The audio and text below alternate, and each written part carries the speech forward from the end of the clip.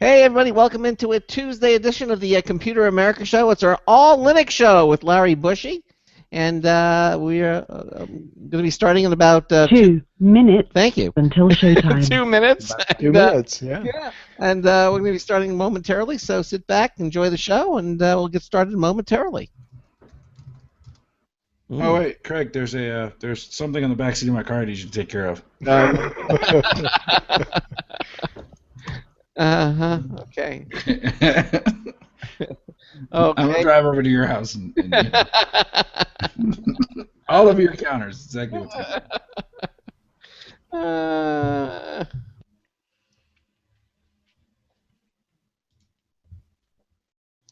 Oh, you have to go in the chat room, Charles. People are chanting your name.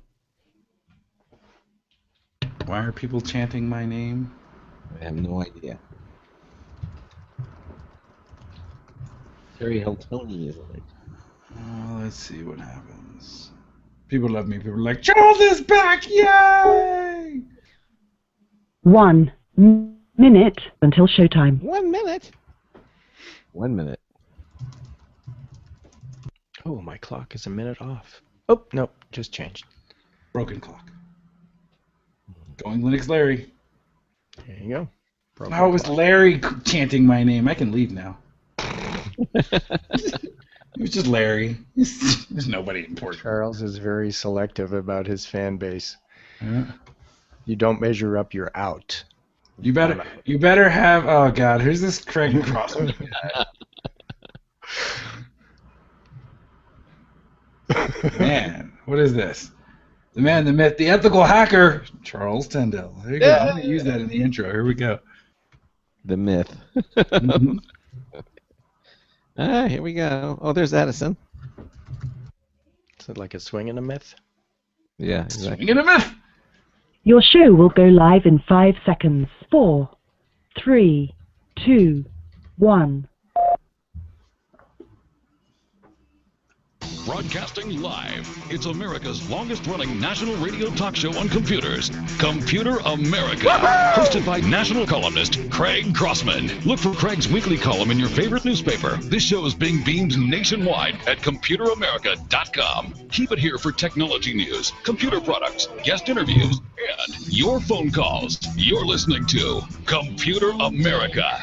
Hello and welcome into the Computer America Show. It's the nation's longest-running, nationally syndicated radio talk show on computers. Computer America is heard around the world and coast to coast. And I'm your host, Craig Crossman. Craig, there's something on the wing. There's something. Captain Clark. It was just the way you were pausing. I was like, why is he pausing like that? What is he doing? I thought you were doing drummers because when I was talking, then you go, I think we're keeping rhythm. And in the words of Jonathan, or was it Jonathan? Who was it? Yes, it was Jonathan. It is me, the man, the myth, the ethical hacker, Charles Tendell. Hey, Charles, welcome back. Hello. Yeah, what happened? We missed you yesterday. Well, I had a setup meeting go long, but you know it's always good. See, this is what a lot of people don't realize. When you sit in the big chair, when things go wrong and fires, engulf certain projects, you must take the lead and solve the world's issues. Kind of like we're gonna do in Iraq, which is so stupid, but that's a different show altogether. You couldn't turn it over to Ensign Chekhov or something and to do it while you were away. Chekhov, get us out of here, Chekhov. Exactly. Check it off your list. Exactly. Check it off. Checked off. Checked off. Checked off. I'm really checked off. Checked off. Hey, you better be careful. You're gonna end up like that woman with the thing on the backseat of her car. No. Hopefully not. But in your case, you could blame it on the dogs. Yes. Welcome into the Tuesday edition. And as I said, it's it's the third Tuesday of the month. That means it's time for our all Linux show. Right. Everything you want to know about Linux and more. Now, joining us here to help us in this endeavor, talking about Linux, because it is an important operating system, and Wait, it's the only operating system. Everybody else wishes they were as cool as Linux. Yes, well, joining us is our Linux expert, Larry Bushy. Larry is the creator and host of the Going Linux podcast. Hey, Larry, welcome to Computer America. How are you? Doing great. Just laughing and chuckling along with the chat room, and looking forward to another great show. Yeah. Oh, wait, great show. I think you're in the wrong place, Larry. The great show is down the hall. See you later, guys. Oh, that wounded me. That's terrible. The great. No, this is the Computer America show. There's one called the Great Show. The great show. There are clowns and animals and tragedies. A circus, in other words. Okay. Anyhow, we're going to be talking about Linux tonight, and what we usually do, and I'll kind of set this up for those who might not be familiar with our program. I can help with that one. Oh.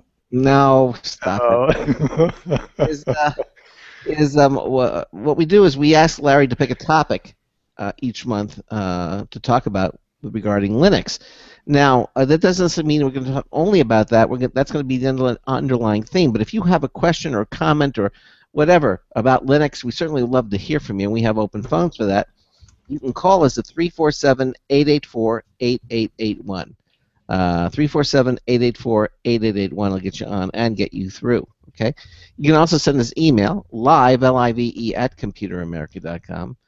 You can also join us in our live interactive add-on chat room from our homepage at computeramerica.com. Under the first pull-down menu, you'll see chat room/video.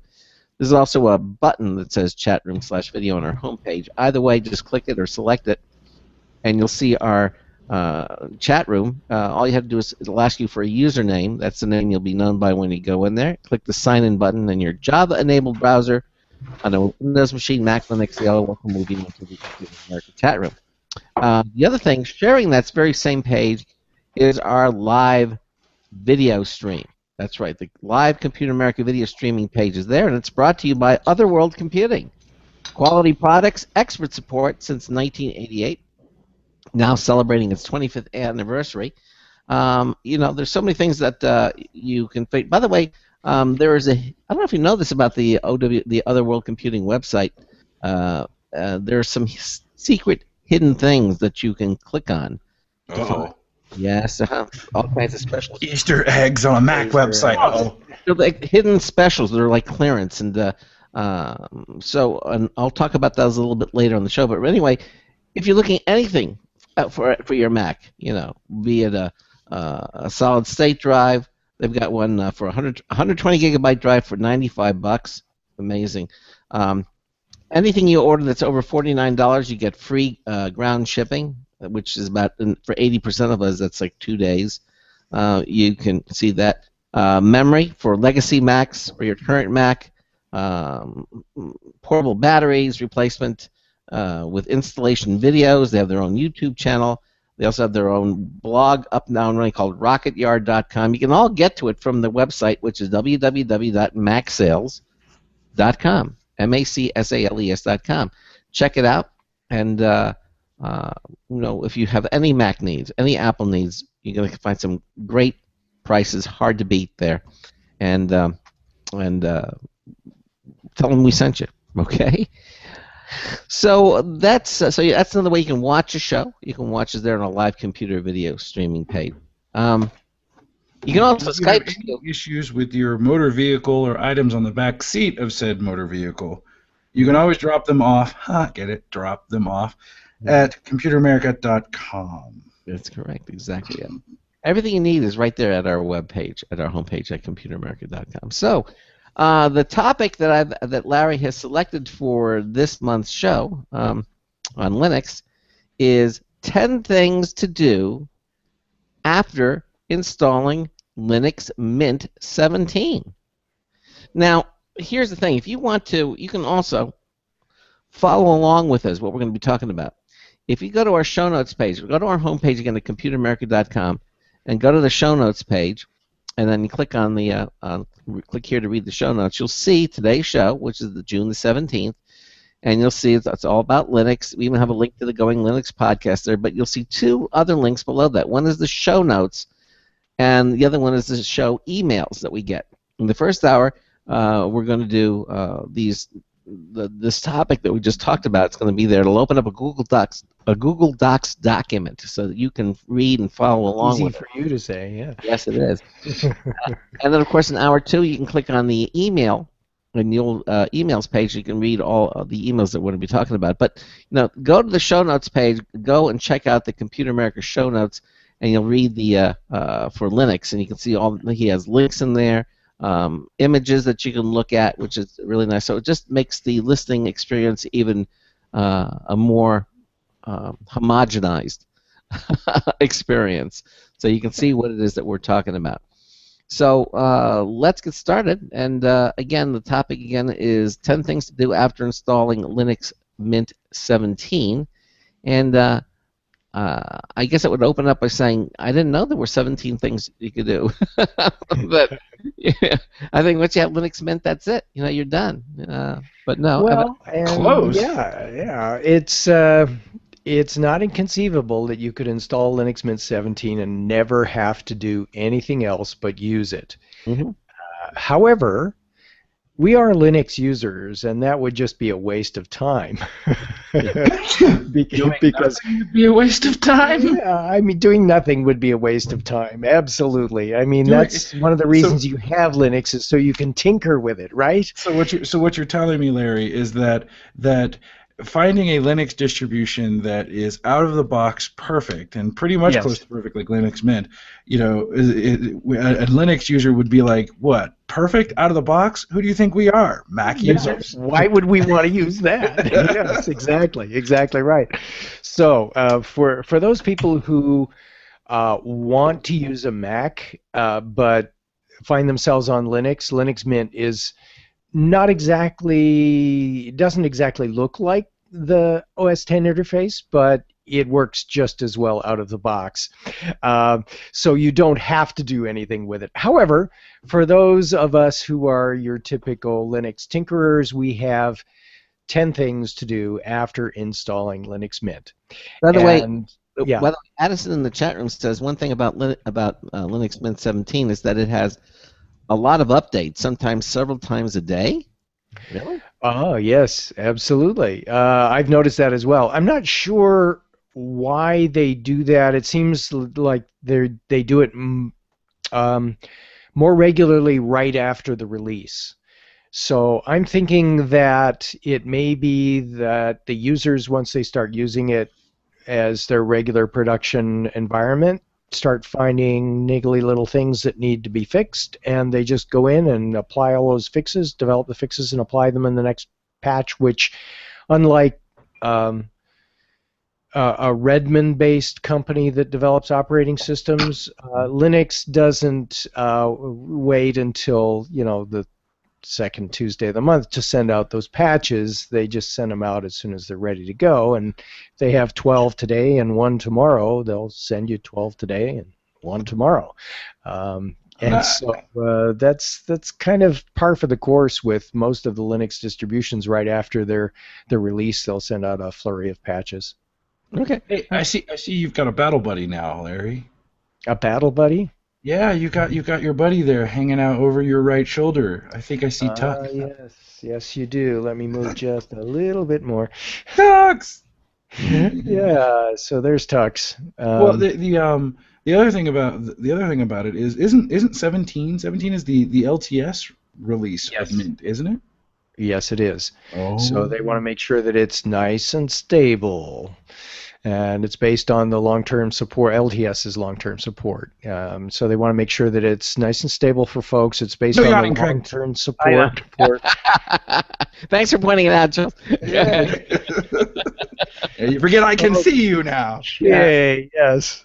Where was I? He was like, I've had like 3 hours of sleep, so I'm sorry. It's 3 hours. A long day. Yes, exactly. Go ahead. So you slept in. Okay. Yeah. So yeah, long-term support. Linux Mint 17 is based on Ubuntu, another Linux distribution, which also has its long-term support release that it came out with earlier this year. And this version of Mint is based on that long-term support release of Ubuntu, and in turn, it's a long-term support release, which means that it will be supported with security patches and updates, and that's updates for both the operating system and the applications until 2019. So that is truly long-term support, and even after this version of Linux Mint comes out, there will be, it appears that they're going to bring out point releases like 17.1, 17.2 between now and I think it's 2016 when Mint 18 will come out. If I've read that correctly. That is genuinely my only problem with Linux, is, you know, it's the new cutting edge, bleeding edge stuff comes out in the form of nightly bills or the point releases, and you know, you could very easily go, you know, it's Mint 17, and then it's like by 7 days after release, it's Mint 17.7.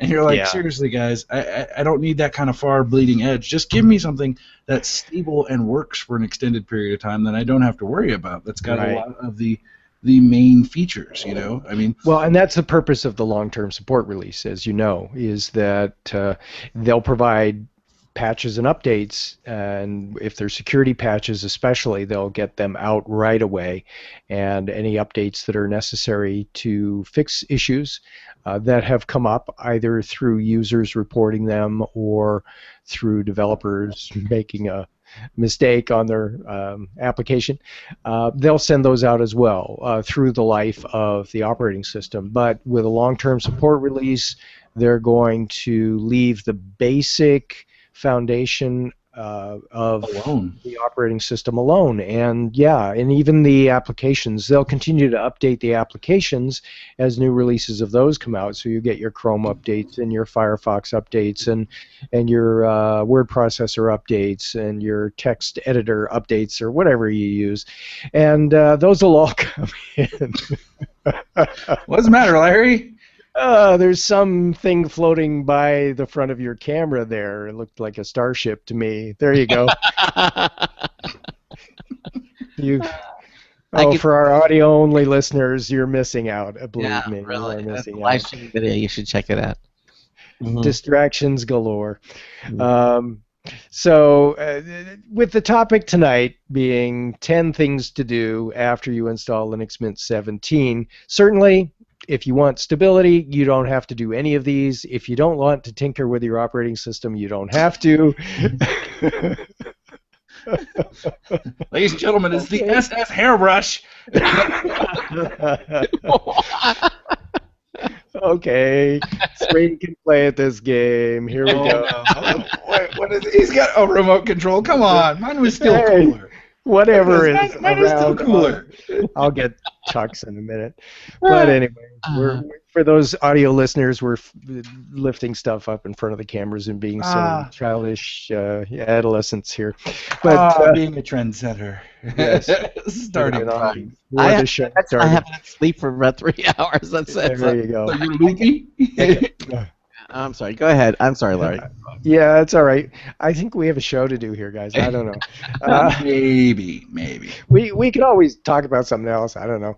No, let's continue on. Yes. So Fort just noticed I have a penguin on the desk behind me. So. See, everybody. Anyway, yeah. I have a cheeseburger in mine, so go ahead. Yes. There you go.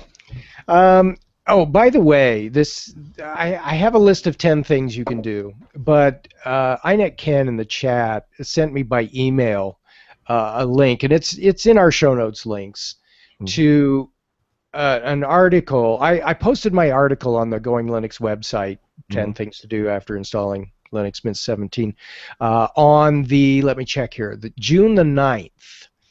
No. And on June the 15th, there was an article written by Binary Tides, 20 things to do after installing Linux Mint 17. 10 more than you did. 10 more. Well, some of them are the same. Any of the 10 appeared on your initial 10 list? Yeah, some of them were the same, yeah. Not all 10 of them. And there are some things that I would never do, but they recommend doing, or at least offer it as a... You think they read your story and plagiarized? I don't think so. I don't think so. Theirs came out after yours, though, right? Yes, it did. Mm, So we might have used the same research. maybe. Maybe. So anyway, we'll go through my 10 things, and then if we have time, we'll take a look at their 20 and see if there's anything interesting on it. How about that? Okay. Well, the 10 that were on yours are interesting. I don't know about the others. I thought they were, yeah. Anyway, so we talked about the fact that long-term support is, this version of Mint 17 is long-term support, and it's supported till 2019. And they'll be giving you the ability to do upgrades in place on Linux Mint between now and then. What do you mean by in place upgrades? In place upgrades. So that's something that Ubuntu has done with varying degrees of success depending on which release it is, where you can simply click an update on the software updater, and it updates not just your applications and security patches, but when the new version of the release, let's say it's Ubuntu, I don't know, 14.04, and they release 14.10, which is the next one after that, you click the update, and it completely upgrades you to the next version. On the Mac, it would be like upgrading from Mavericks to whatever the next one is. I've forgotten the name of it already. Forget. Yeah, both of you guys know it. But it's like doing that right in place without having to do anything further. You don't have to download it or anything. You just click the update button and it upgrades you. So Ubuntu's been doing that for a number of years. Linux Mint had that capability. It was a little more than just clicking a button, but they didn't really recommend it because they made some significant changes from release to release that they really didn't want you to do the in-place upgrades. So they recommended that you uninstall, well, not really uninstall, you just install the new version. Install. Yeah, exactly. So you back up all your data and then you reinstall over top of the old installation. So a fresh install, in other words. Well, with this new philosophy they have that started with Linux Mint 17, they will have in-place upgrades to the interim versions between major versions, between the long-term support releases. And so they're going to be supporting that. And the reason they are able to do that now, and they didn't feel they were able to do it before, at least in part, is due to the fact that all of the upgrades between Mint 17 and the next long-term support release will be based on the same version of Ubuntu, the long-term support version of Ubuntu. That has not been the case between those interim releases of Linux Mint in between. So, and I think we covered that last time around before, on our last month's episode as well. Yeah, your mic is still on. There we go. Okay, so let's see. Ubuntu is certainly better known than Linux Mint in terms of the fact that I think there are more users out there of Linux who are aware of it, and users out there of Windows and Mac that are aware that there is a version of Linux out there called Ubuntu. And I think it's mainly because of the fact that Ubuntu has Canonical's advertising budget behind it. And Linux Mint does not have an advertising budget behind it, or if it does, it has a very small advertising budget.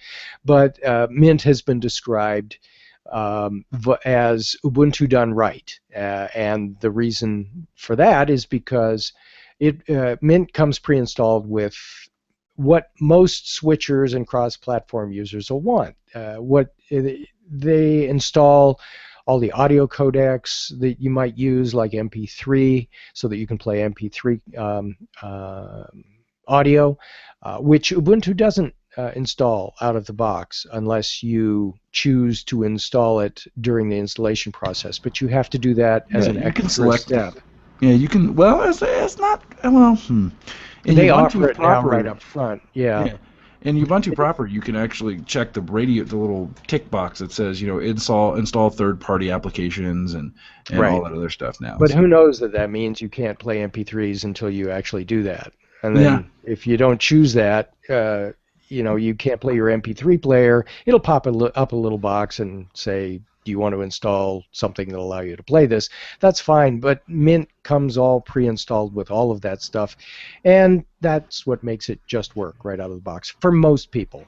Mm-hmm. And let's face it, that's what most people want. So even though it is right for most people, there are some things that you might want to do after installing it.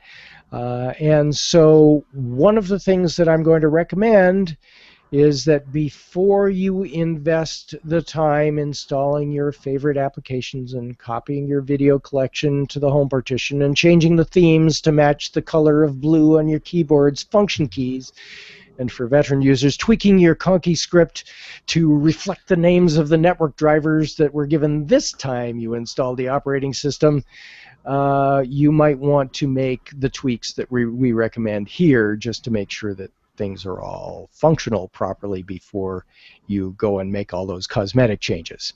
Mm-hmm. And of course, we're going to use Linux Mint 17 for these examples because that's what this is all about. So, getting into our top 10 list, our 10 things, and the bottom 10 will be from that other list of 20 things. Okay, whatever they are. So the first thing is apply the updates. So there will be updates, even after installing it fresh, because the image that they made for the installation has been out for, 2 weeks now. So there are going to be updates out there. After installing any operating system, there are updates. And if you're following along in the show notes, you can see this time around I have some very interesting graphics to share with you. And let's see if I can do the screen share thing. Okay, so there, you should be looking at the browser. There's a little shield here with an eye with a little, it's a little blue circle with an eye in it. So that's the first thing to do is apply the updates. And you want to make sure those are applied first because anything else you do may be affected by those updates. So you want to make sure that they're applied first. Okay. Oh, that kind of makes sense. The next thing is check the device drivers. Now, Mint does a really good job of detecting device drivers and applying the right drivers.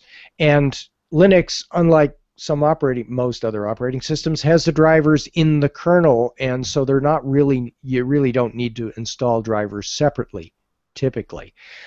However, on rare occasions, things don't get installed properly. Either the operating system didn't recognize the device properly and didn't install the right driver, or perhaps there's a better driver out there than the one that was installed.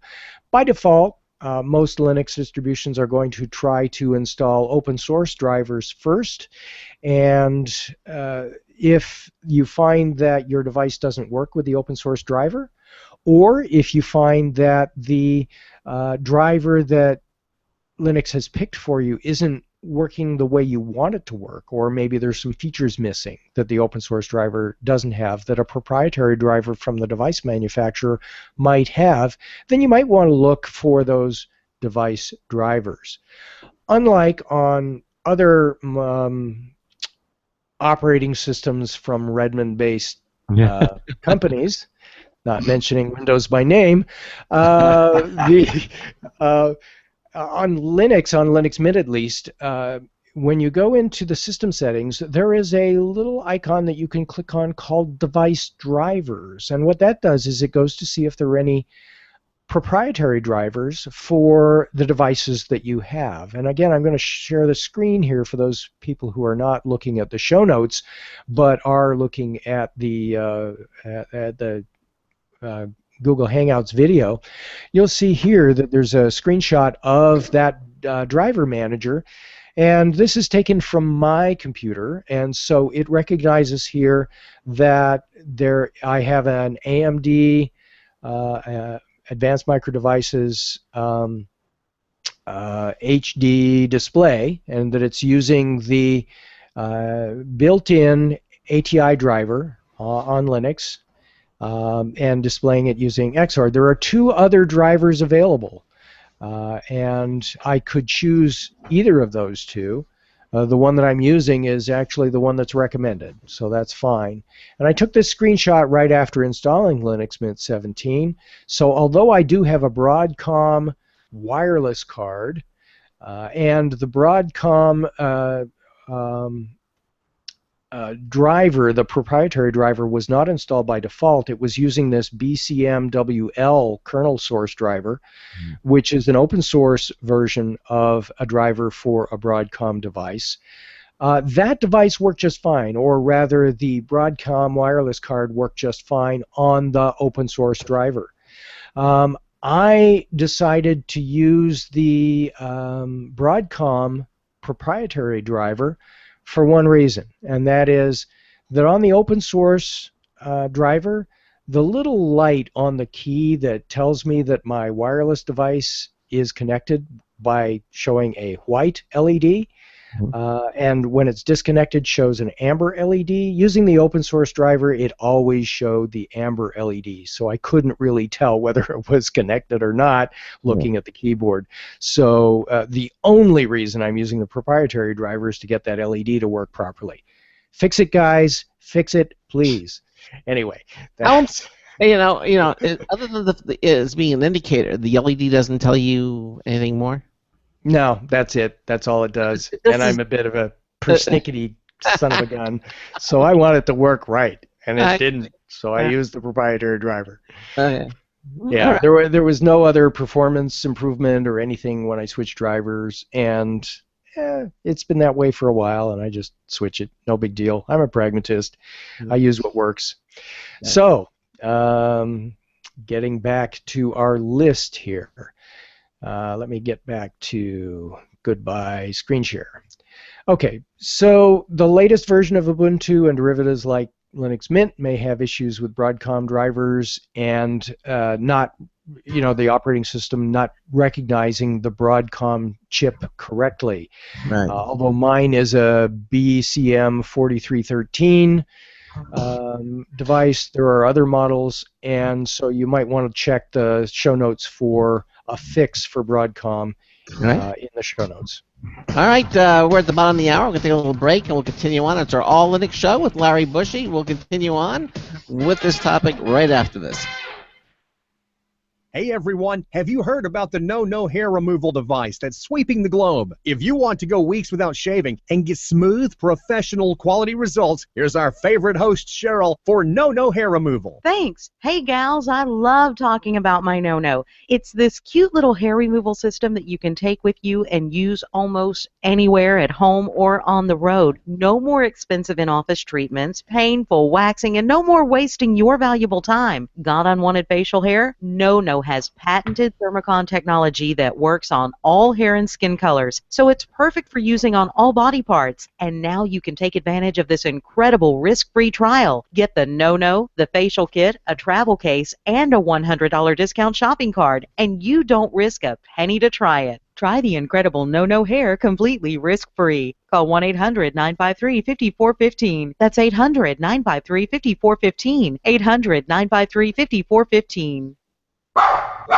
Looking for a best friend? Brother Wolf Animal Rescue has your best friend waiting just for you. The mission is to protect and enhance the lives of companion animals and the people who love them. Their no-kill rescue shelter is open year-round, making it easy for people to adopt their best new friend. This year, Brother Wolf will find homes for over 2,400 orphan dogs, puppies, cats, and kittens. All have ended up as an orphan through no fault of their own. Brother Wolf has created a safe, nurturing environment where these special animals can heal emotionally and physically until they find a lifelong home. Their life-saving transport program brings dogs and puppies from overcrowded shelters in the south to rescues in the north where homes are easier to find. Brother Wolf Animal Rescue is a 501c3 organization. To learn more about their life-saving work and to make a donation, visit their website at www.bwar.org. That's www.bwar.org. Help to realize Brother Wolf's vision when no animal is euthanized for lack of a home. Who's a good boy?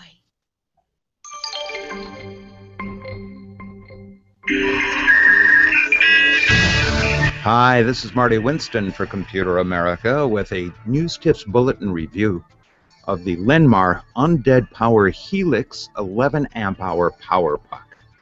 You could easily get excited about the 11,000 milliamp hour rating of the lithium polymer battery in the Lenmar Undead Power Helix. But for us, its most exciting thing is it fully supports a 4.4 amp current draw, 2.4 amps through a tablet port at the same time as 1 amp each through 2 other ports. Sure, that makes it an outstanding travel companion, but it also makes it a very clever addition to a car's center console, where it can keep gaining charge whenever the car's running, but keep charging whatever you've plugged into it, 3 other items, even when the car is off. Or if you've got to be away from outlets, take it with you. Bottom line, of all the power pucks we've seen so far, the most powerful proposition is in the Undead Power Helix from Lenmar. This is Marty Winston at the News Tips Bulletin for Computer America. And thank you, Marty, and welcome back to the Computer America Show. Now, did he say the Undead Power Helix? Yeah, I was expecting zombies, but That's what I was thinking. He said the undead. yeah, undead. Yeah, that's it. Undead Power Helix. That's Anyway, it. welcome back to the Computer America Show. We're 33 minutes after the hour. In the first hour is me and Larry are looking at Craig's smile. Do it again, Craig. Do it again. He's like, what? He's a lot more animated than he was last month. Yeah, I was just kind Me of. or Craig? A static picture. That I'm was telling you, Craig. Now he got his camera up there. He's getting back into the style and he's getting back into the swing of things of being an entertainer and being watched by millions of people. Yeah. So he's having fun. Me, Craig, and Larry are talking about the 10 plus 10 more things that you should do immediately after installing Linux Mint 17. If you guys want to get in on the conversation, you got a call, you got a question, you want to harass me, Craig, or Larry, give us a call, 347-884-8881. That number again, 347-884-8881. I'll get you on and get you through. Or join us over at computeramerica.com in our live interactive add-on chat room, right above which is our live video where you can see me in my Beast Mode t-shirt. Yes, I was wondering what that was. It says Beast Mode on. That's right. Hold on. Okay. Yeah, for those of you who are old school gamers, you understand what Beast Mode is. Or if you're a Marvel comic, is it Marvel or DC Comics? Whichever one it is. Don't get them mixed up. You'll get hate mail. Yeah, if you're in the Marvel DC comic crazy world, and if you need to send hate mail, send it to Craig at computeramerica.com. Yeah. You could send it to Larry at computeramerica.com, and it'll go into the bit bucket. It might work. Yeah. There you go. Bitbucket. I like the Bitbucket. Actually, anything at computeramerica.com comes to me. So. Oh, So well. we should send it to anything at computeramerica.com. Anything at computeramerica.com. So if you want to send us an email to anything at computeramerica.com. And then I forward right. else. Then it gets forwarded. Go ahead, Craig. And then it gets forwarded to Charles. Go ahead. No forwarding it to Charles. This is rude. All right. Well, I just wanted to say that Addison in the chat had said that the best thing about Linux Mint 17 is its 10 things to do after install is a lot different from other distros because Mint 17 has a lot of things pre-installed. True. Mm-hmm. There you go. Mm-hmm. So, and we have gotten to number 2 on our list. We covered apply the updates and check the device drivers. And the next thing on the list is install your applets, extensions, and assistive technology. What the heck is all that stuff? Well, the applets are the things that are sitting on your panel or your taskbar, as Windows would call it. So these are the little indicators that tell you things about your computer or about the applications that are running, and there is a whole host of them available for Linux Mint, especially if you're using the Cinnamon edition.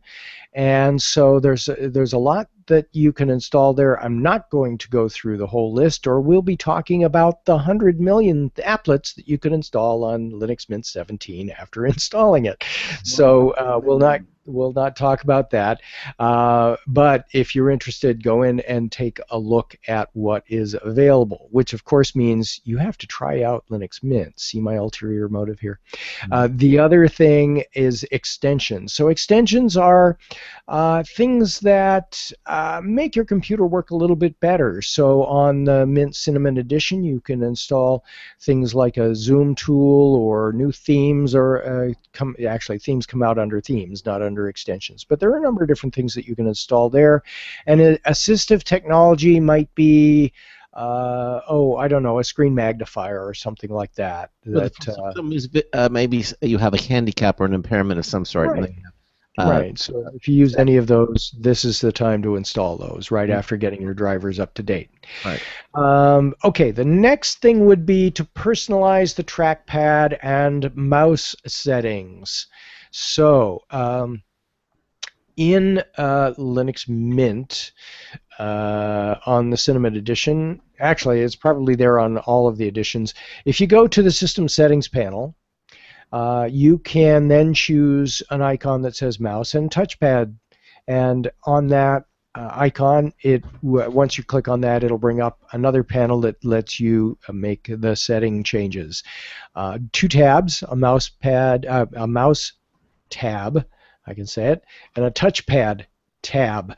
Both of those have a vast array of settings that you can make and make changes to. Let me find them on my list of things to share with you here. So here we go.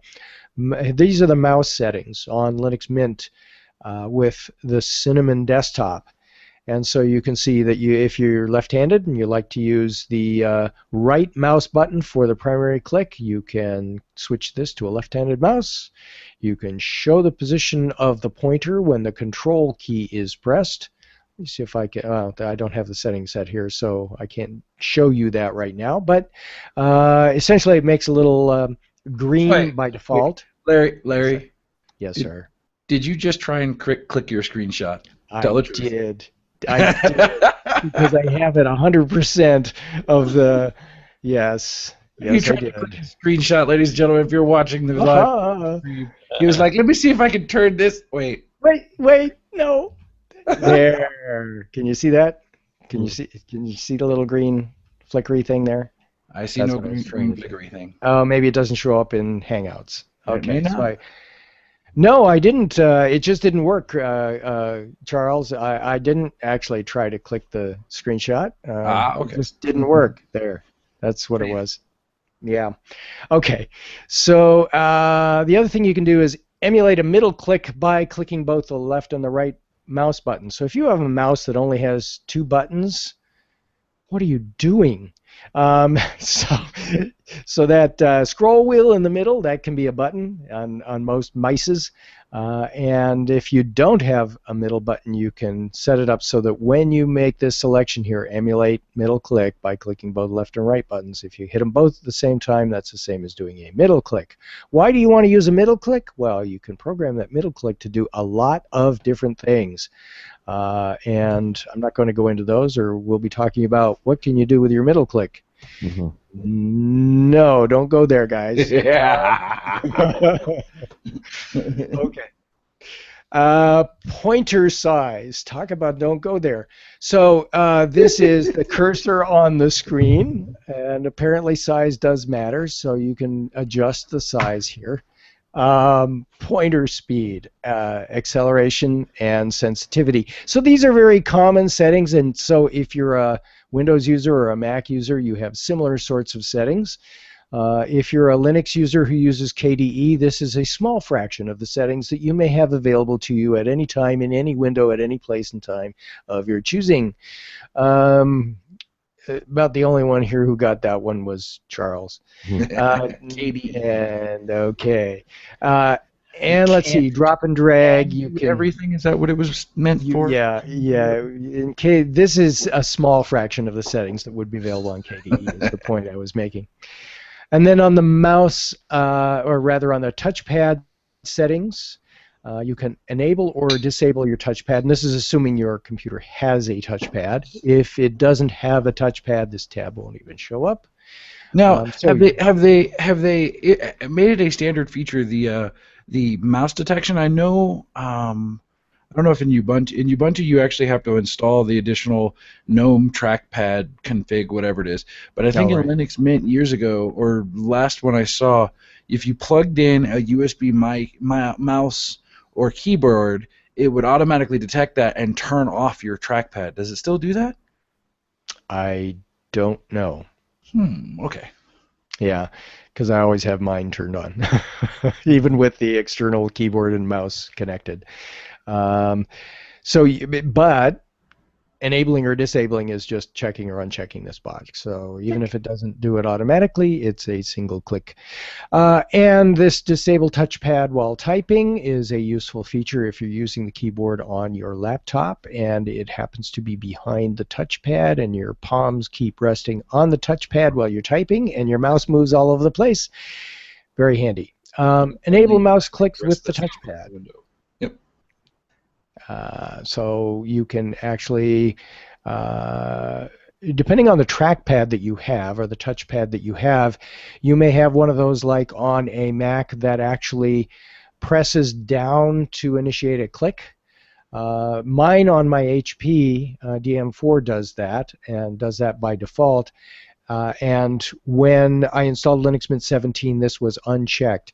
I like just being able to touch the touchpad to have it click the mouse button, so I enabled that, and that works fine. Now, two-finger scrolling, so that emulates what you might do on a Mac, or you can have single finger scrolling on the side of the touchpad. That's another option for you. And enable natural scrolling. That is the upside-down scrolling that the Mac uses. Unnatural. Yes, the unnatural natural scrolling, and the enable horizontal scrolling. I don't use that, so I don't have it enabled. And you can adjust the speed. So there's lots of different settings that you can have on that for mouse and touchpad. I haven't seen Craig yawning lately, so maybe it's still interesting. Okay. I'm asleep. Craig sleeps with his eyes open. Is that what you're saying, Charles? That's what he It said. does, man. He's a radio combat veteran. There you go. He can do the Okay, entire Craig. show while sleepwalking. I can tell Craig is tired, but I can tell he's awake because he was smiling. There we go. All right. I have that frozen picture where he's just smiling. If you hear him snoring, you can be like, yeah. No, that won't happen. Not in 25 years. because All you right, don't snore. No. I haven't fallen asleep on the air yet. Okay. Charles just took that as a challenge. You realize, Right? Go to sleep. There's always a first time. Right? Go to sleep, little crossman. Singing love. Your eyes are getting heavy. Oh man, the audio listeners aren't going to be listening very closely to this one, I'll tell you. Okay. All right. The next one, point number 5. We're only halfway through our list here, guys. Point number 5 is personalize the update manager. Here's a new feature in Linux Mint 17. And we are going to share this one again. So I may as well just leave this shared, I think, is probably what I should do. Click. Click. There we go. So in the preferences, you can go to system settings to adjust this in the update manager. You have several settings here that you can fiddle with if you like, but there are several levels of updates that you can get from Linux Mint. Unlike Ubuntu that doesn't rate their updates in this way, Mint has taken the time to classify each update as to whether it's a certified package that has gone through the Linux Mint testing grounds, or it's a recommended package that also has been tested. That's level 2, the previous one being level 1. Level 3 is generally something that's safe, it's not tested by the Linux Mint people, and usually that's because it's an update that's come downstream from Ubuntu, and they're trusting that the Ubuntu folks have tested it. They believe it to be safe. They have it, maybe they've had somebody run it a little bit, but that hasn't gone through the exhaustive testing. Then level 4 is something that's known to be unsafe.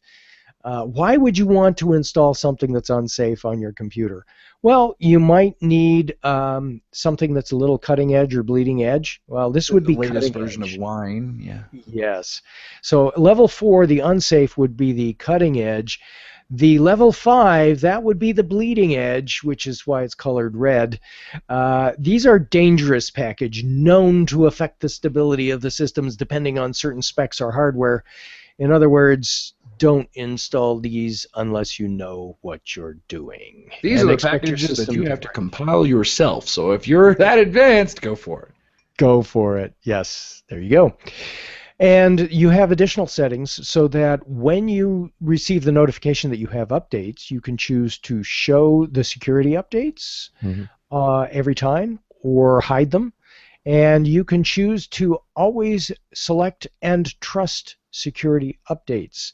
So when you get a notification from the Linux Mint folks, you'll get a notification of all of the settings that you have checked over here that you want, and the ones that will be checked by default are the 1, 2, and sometimes the 3, depending on what your settings are set at.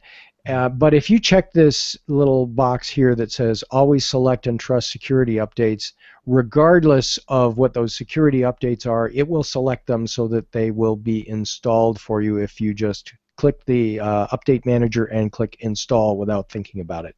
So it's up to you. Regardless of the risk level assigned by the package manager, they'll be installed regardless. Yes, every single security update will be updated. Yeah, it will be applied. All right. Okay. All right. Next, personalize the file manager. The file manager in Linux Mint is called Nemo. Why is it called Nemo? Yeah, Nemo. Having the fish, either the fish Nemo. It's either problems finding it. It's either after the fish, or wasn't Nemo captain of the Nautilus, right? Was the captain of the Nautilus, and the previous file manager was Nautilus. Yes. So now you figured it out. I don't like the black and red stripes in the background, but that's a different story. So Nemo is the file manager, and there are a number of things that you can do there. You can choose how many columns are displayed and what kind of information is displayed in the file manager. But the thing that I noticed changed in Mint 17 that you might want to change back to the way it used to work is the previews on files. In other words, when you receive an audio file, like an MP3 file with ID3 tags, or if you have a video file that shows a preview in the file manager. God, that was a great in previous versions, you could see a preview of whatever file was there, regardless of its size. Which could affect the performance if you have some very large files, could affect the performance of the screen refresh when opening a folder containing a lot of huge multi-megabyte files. So I think what they've done is they've reduced this down. I don't remember what the setting was before I changed it, but all my video and audio files that I need to see previews of are under 100 megabytes, but it was set to below this. I don't remember what it was by default. So I had to switch this, and this works for me. You might want to look at it too if you're used to seeing those previews. Okay. Next is so after you've installed it, and after you've made all of these updates and tweaks, then you want to copy all of your home directory files from your backup. Remember, you made a backup, right? Before you installed this? Okay, good. So you take all of those files, photos and audio files and back episodes of Computer America that you've on your hard drive. You move all those over. And remember the hidden folders. because if you don't remember the hidden folders, you're not going to get all of the application settings. That's where they're stored. So you want to make sure all those go over. All the utilitarian functions. Yeah. Exactly. You did back those up, didn't you? Yes. Good. Okay. Then you can install your favorite applications. So we have a link in the show notes to installing apps. And it's a link to an episode of the Going Linux podcast, strangely enough, episode 245, where we had discussed a command line command that gives you a list of everything that you have installed on your computer. So you run that before you do your installation to figure out what you've got installed. And then after you've installed the new version of Linux Mint, we'll give you a command to run to install all of those applications back on your new installation. So if you've got a whole list of things that you don't remember where they came from, you don't know how you got them, if they're in the repositories, this command will reinstall them from wherever they're available. As long as you have a connection to that in your repositories. You know, if you added a personal package archive, also known as a PPA, you'll need to add that first. But I'm assuming you know you did that in the first place. But maybe not if you don't remember where you got a lot of these applications. Nice. Second last one from us is if you have an SSD drive, a solid-state drive, we have some tips on optimizing Linux for use with your SSD drive. Linux Mint does a pretty good job of setting up for things like what's it called? Let me go to my link here on SSD drives. Nope, not that one. This one here. Trim. That's what I'm thinking about. Linux Mint does a good job of looking at and setting up trim by default. But some of the other settings for SSD drives, you might want to optimize a little more than it comes out of the box. And so we have some specific suggestions as to what you can do to help with that. And last but not least, number 10, install your theme and your other personalization tweaks. So that's kind of the 10 things to do in the order after you've installed Linux Mint 17 from the CD or the thumb drive or whatever it is you used. Let's see, how's our time? We got about 5 minutes. We can take a look through the 20 things to do after installing Linux Mint. Yeah, let's see what we've got. So update the system. Wait, Larry, which desktop manager are you using? Are you using Cinnamon or Mate? I am using Cinnamon. And is there any particular reason you chose Cinnamon over Mate? I like the fact that it's a little bit more personalizable. Wait, what? What? What did you say, Craig? Did you say you choose? Why did you choose Cinnamon over me? Is what you said? No, Cinnamon over Mate. Oh, it sounded like why did you choose Cinnamon over me? And I'm like, well. Why did you choose Cinnamon over me, Larry? You don't love me anymore. Oh God. The show went downhill from before the first. So I'm second on air. The reason I'm asking is I haven't run Mint in a long time, and I'm a distro hopper, but I've got my new MacBook Pro, and it's been serving me well running OS X 10. Darn. But it's been serving me well running OS X, and I've fallen back to my command line stuff. And I know Craig's like, he's just gonna poke me, but my biggest issue with it all was like Mac lacks a serious open terminal here. And I remember that was a staple in Linux Mint, and that's been like the first thing I installed in Ubuntu. And I am so familiar and so comfortable with Ubuntu that it's gotten kind of weird me getting back used to Mac. And I mean, like, if you look at it, my dock is on the left, Ubuntu, you know. Yeah. So I'm debating, and I know there's a long, drawn-out process for installing it on Mac hardware, but I've got VirtualBox, and I was going to go to town with putting it in a virtual machine, and I just wanted somebody else's opinion. Which one should I put in there and see what we get? Well, Mate is a lot like GNOME 2. So if you like GNOME 2, you'll like Mate. If you like something with a little more tweakability, something that has a little more modern theme to it out of the box, and has quite a few more themes then Cinnamon is for you. It has the applets and the themes and the extensions that you can get for it, and I don't know whether it shows up when I do the screen sharing, the window decorations here, but I have, let me go back to, which window is it? This one, I think. There we go. Does it show the screen decorations, the title bar up here with the buttons? Yes.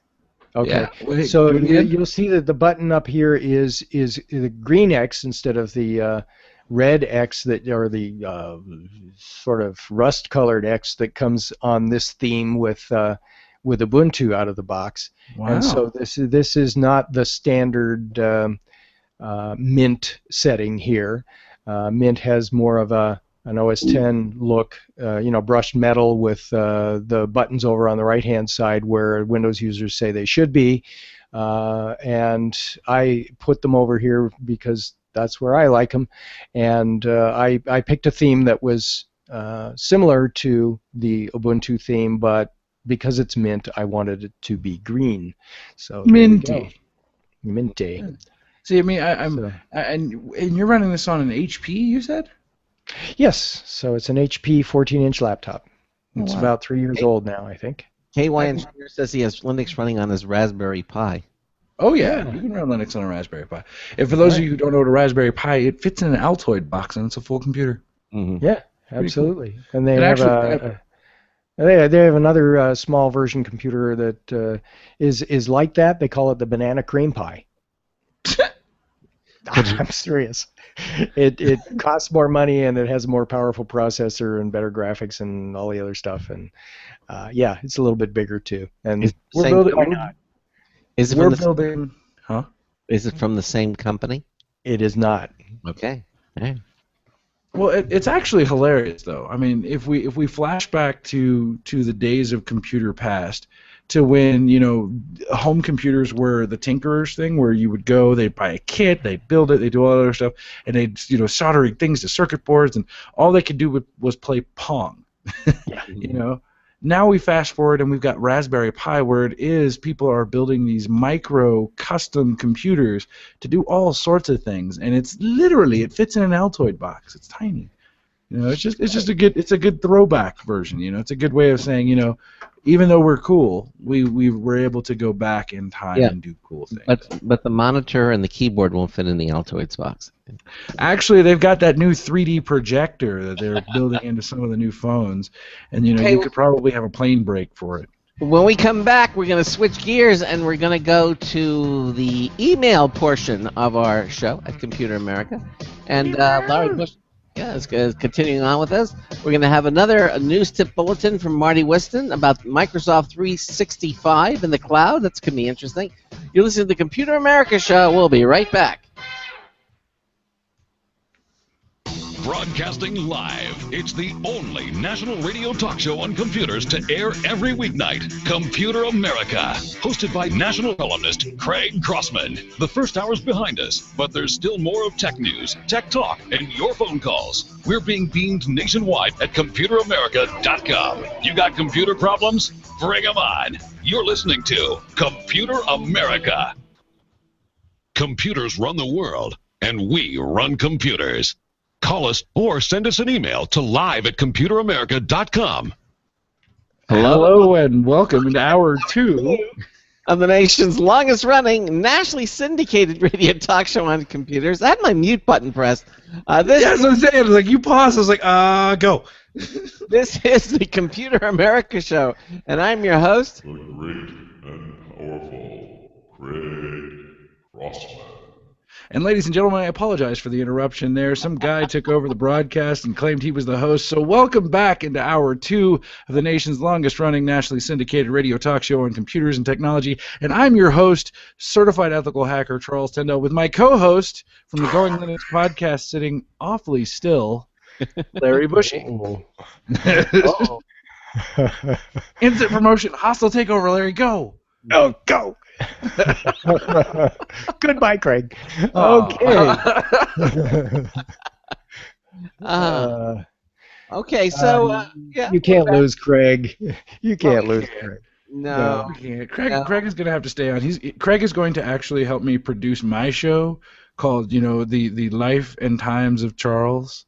Yeah. This By is the what way, happened. I showed the guys just to take a brief departure here for a moment. As most of you know, that I'm waiting for the Apple iWatch to appear, and I'm holding out as I flushed my watch down the toilet accidentally to this day. Oh, that's why made us listen to that skit. Oh, I get it now.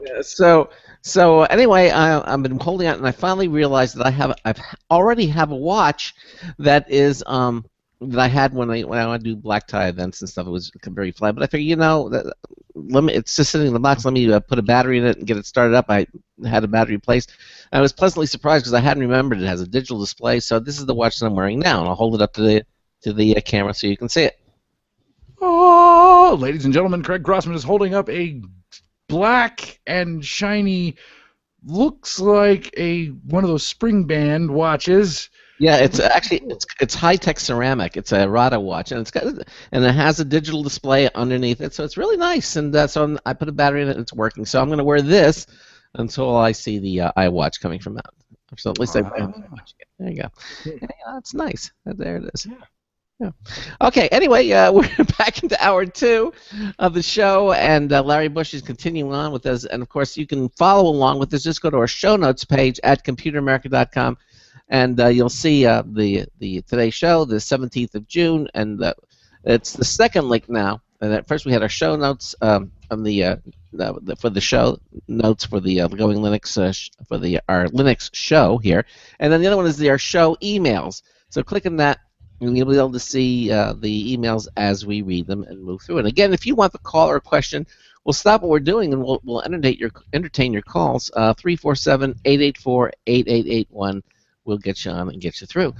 Starting off now with John in Dallas. He actually has a comment about installing Linux on an older Dell computer. He does? Oh, yes, he does. Yes.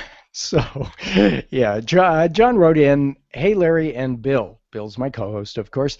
Here's a great topic for a show. Trying to install any Linux into an old Dell laptop that's not PAE compatible. Oh my gosh. That was my job last week. A Dell 8600, 10 years old, and XP Pro was so corrupted it would not boot. DLL, can we say heck on the air? No. Yes, okay.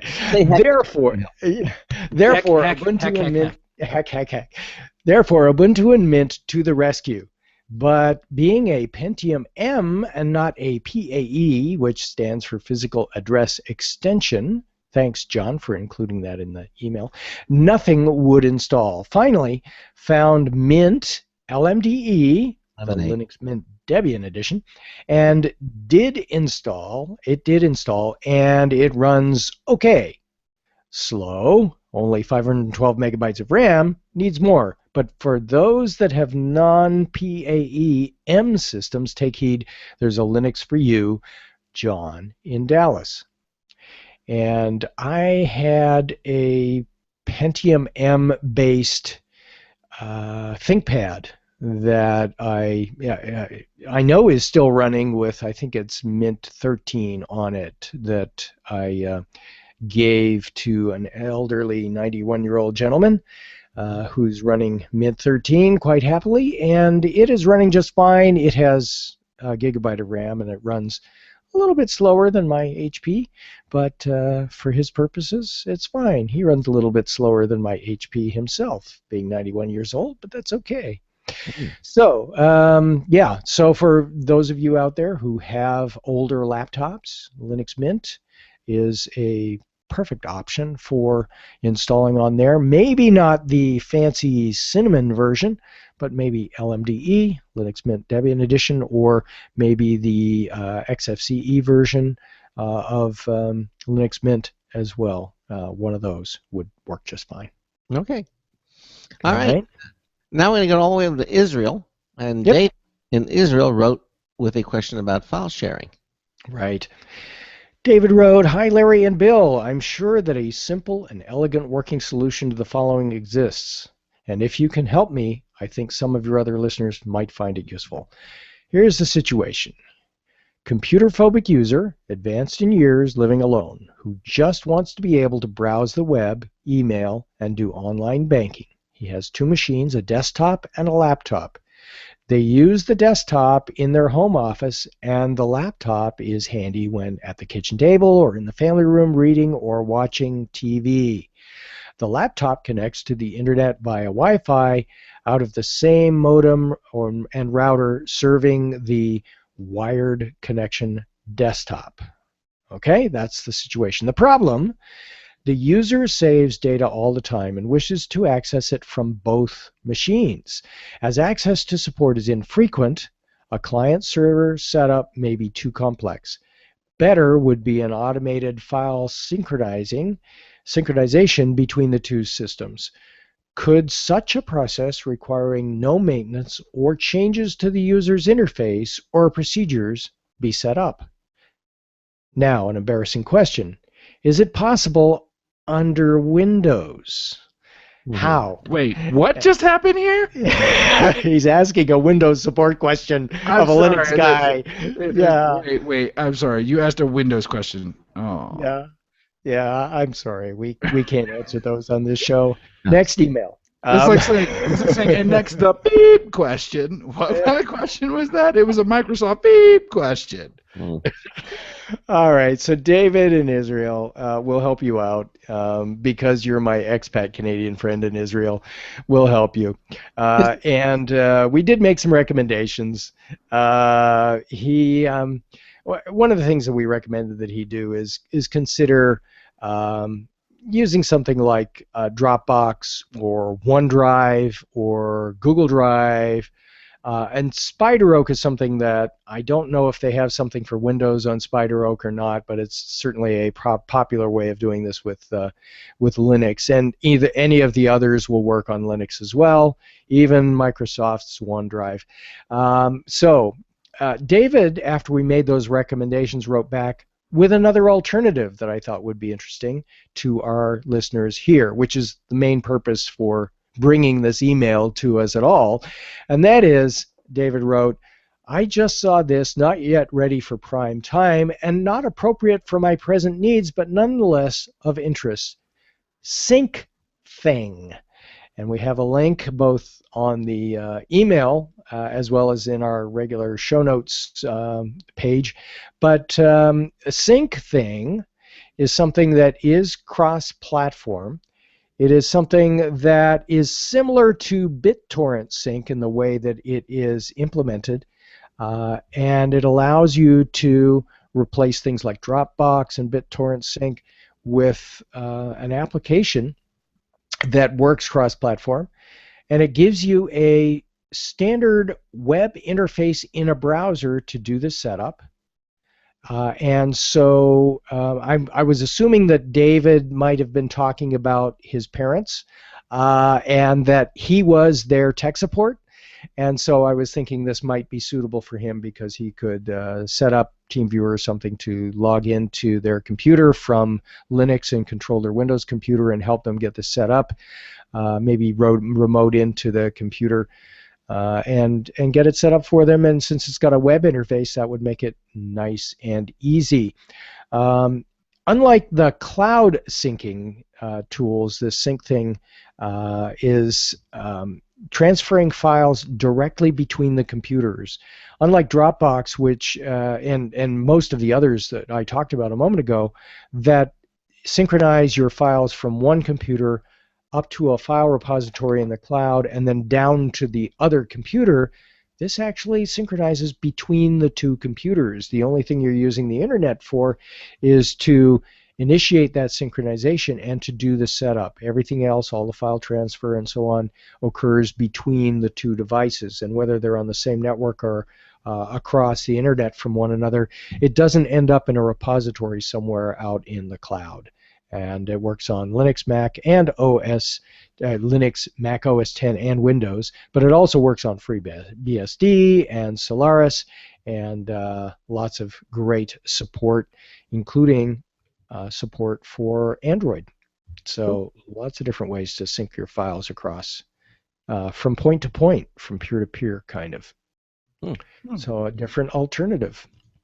All right. All right. And thanks, David, for bringing that to our attention. So not something that he wants to use, he said. So I think we'll probably have him continue to look at Dropbox or OneDrive or something for, I'm assuming, his parents. So, again, thanks, David. Sure. Okay, now we're going to go all the way from Israel to someplace in Europe. Yeah, some Niles? undefined European country. Niles in Europe suggests Nils. that... Nils? Yeah. You say Nils? Okay, Nils. In Europe suggests that we put chapters into your podcast. That's interesting. All right. So he wrote, "Hello, Larry and Bill. I was wondering if you ever have thought about adding chapters to your audio files. We thought of adding bookmarks, but they don't stay between the pages. But anyway, I saw that you already make lists with timestamps in the show notes. The step from there would be to add something like simple chapters that it doesn't look that big of a task to do. The format of the chapters is just an XML file. There are more and more podcasts that use them, especially in Germany, and I am loving it. I love to listen to your podcast and would love to have chapters supported. I chatted to Tim Pritlove, the initiator of Podlove, and he gave me a link to this list. And we include that in the show notes as well. Keep up the good show. Best regards, Nils. And Simple Chapters, doing the research on it, we actually put the chapter support into our last podcast episode. And it's a simple addition to the RSS feed is what it is. How did it work? Well, it just adds some text to the RSS feed that in a supported podcatcher or MP3 listener player, as long as it supports that format, it reads that from the feed and it puts the chapters in there. So essentially it works, if you're familiar with the way that books play back in iTunes on a Mac, it will pick up from where you left off or allow you to jump to the next chapter in the book. This isn't going to let you pick up where you left off, but what it will do is it defines where the chapters are. So the developer of the podcast then defines where the chapters are, and for us it's where we switch topics, and allows in the supported player to be able to just click next chapter or go to chapter 4 or whatever you want, and you can name the chapters much like you see in our timestamps on our website. We list out where the subjects change, or in the case of reading through emails, we list the timestamp where each listener's email begins with a summary of what the email is, much like we have in the show notes here. And it works just like that. So not all podcast players support it, which is the reason for the second link in his email. And what that links to is a Google Doc that is a shared doc that gives you a list of popular Android and iOS and Windows Phone and Symbian OS and BlackBerry and, yes, WebOS clients, and whether or not they support the particular style of chapters that this software that he's suggesting we use provides. And it's in column, let's see, latest version, blah, blah, blah, columns, where is it? Chapter support. I'm looking for it. It's in here somewhere. Yeah, there we go. Column R, the pirate column, and the chapter R. Yeah, so it lists, and you can see that most of the ones under Windows Phone do not support any sort of chaptering. Most of the ones under iOS do. Only one that I can see under Android does support this version of chaptering, and they also list in row 40 and below some of the desktop podcast listening clients and whether or not they support chapters as well. So we've begun putting chapter support into our feed, so if you have one of these that actually supports those chapters, or you want to find one, go to the show notes, click on the link, and you can find one from the list. And this Google Doc spreadsheet actually includes a link for each of them as well, so you can go right there and find the download link. So pretty handy. By the way, KY Engineer in the chat room has a question for her. He wants to know, he's asking you, Larry, if he can sync 2 Raspberry Pis over the internet.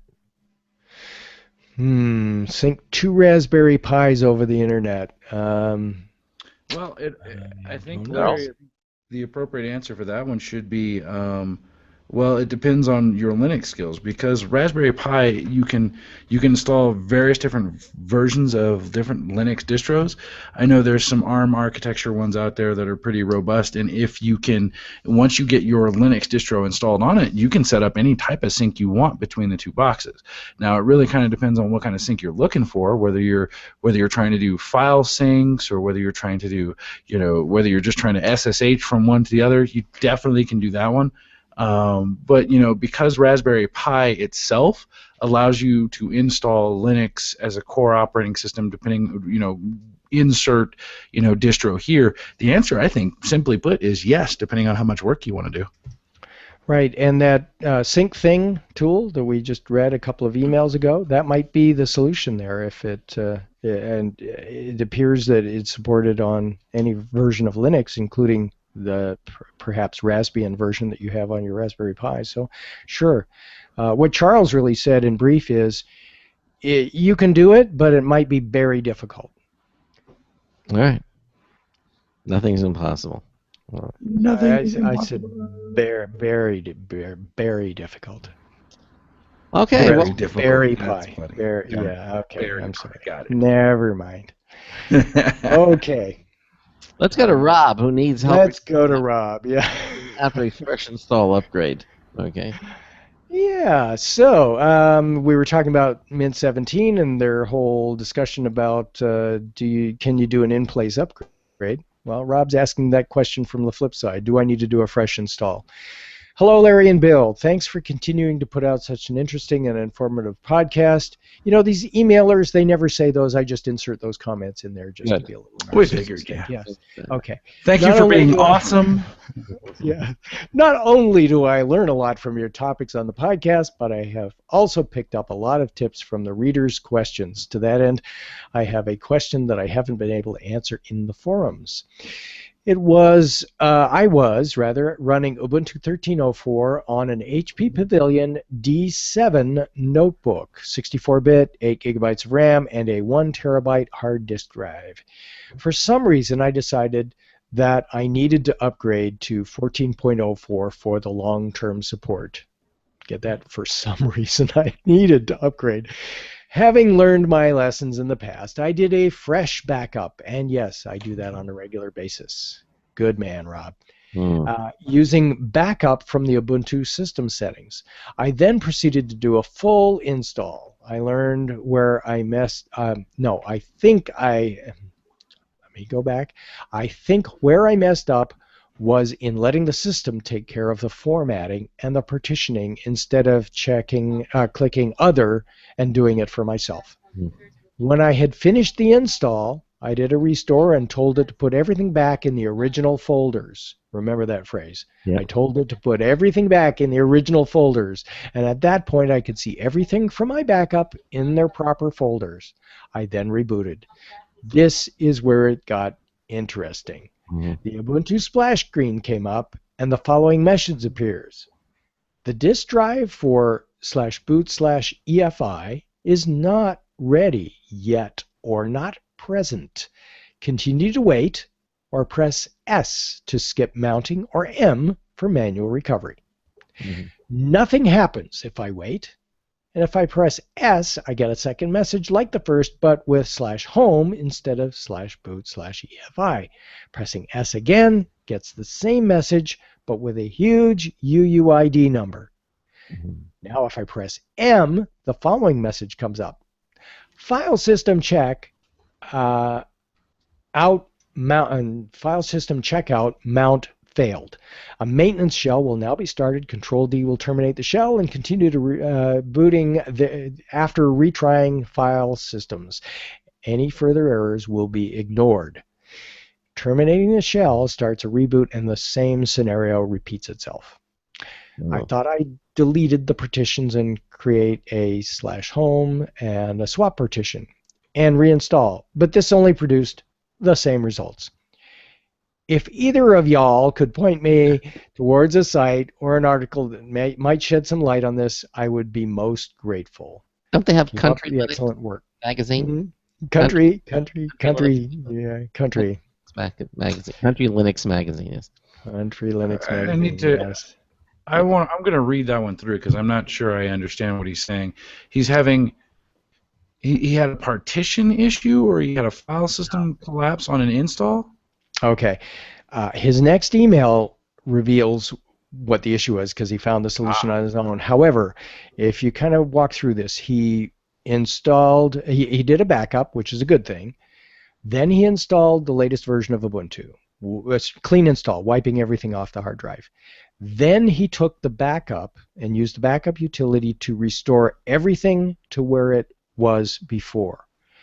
Everything, including the system files. Right? That was the mistake. So Rob followed up. He found the solution. Larry, thanks for taking the time to give me an assist with the EFI problems. I had provided him some suggestions. I didn't pick up on that either first time. He found this on his own. While I was going through the Ask Ubuntu thread and trying to sort things out, I had an idea, which lately has been a rare occasion, or a rare occurrence. While going through the steps I had taken, it dawned on me that in the process of restoring from backup, I had told the backup to restore the original folders, which was the default option, thinking that that could have caused a config error. I did another install after creating a new set of partitions, the root, home, and swap partitions. The install went fine, and I rebooted the system, and it came up correctly. I then did a restore, but I put all the files into one folder on my home partition, did a reboot, and all was well. Now, as I go to install a program, I grab the associated config files and move them to the correct location and keep going. Since I had backed up /etc/srv/var along with the /home folder, I figured this had thrown the monkey wrench into the works. Thanks again for your assistance and for your help on the podcast, Rob. So Rob did it a little roundabout in that he took the entire backup, including the system files, and just dropped them all in his home partition. And really, all he had to do is take the backup of home, including all of the hidden files and hidden folders, and drop them into his home partition, and then that would have worked just fine, and he wouldn't have to move them one file at a time, as he's finding himself doing now. Yeah, he had one version of Linux. He did a backup of that. He upgraded to the latest version. He had one version of Ubuntu, upgraded to the long-term support version, in which there are subtle system differences that really aren't subtle. If the config files aren't changed over, yeah, you lose. Right.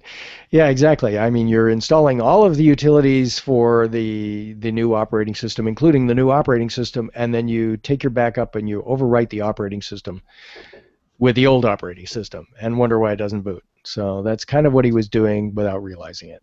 Yeah. So I'm glad he found the solution to his problem. Yes, as we are all. Yes. Okay. So say we all. So John wrote now in your G Plus community, Google Plus. Yeah, Google Plus community. Yeah. I've been looking at some of the OS X Yosemite screenshots, and then I realized that after many years applying themes to GNOME and Unity to make it more like OS X, all I had to do was wait for OS X, and it would end up looking like my Linux desktop instead. And if you click on the link to John's Google Plus post on our Google Plus community, you'll see a screenshot of his Ubuntu desktop looking an awful lot like Yosemite. Right? I don't think it'll look identical. Certainly the icons aren't the same, but it's got that same flat look. He's even got the Apple logo up there in the upper left-hand corner if you look. Terrible. Just terrible. Wow, but that's terrible. Plagiarism is what that is. Mm. Probably Well, I mean, copyright Apple's gonna violation or freak something. out. You know, didn't Apple go around killing all of the Linux distros that came too close to looking like Apple?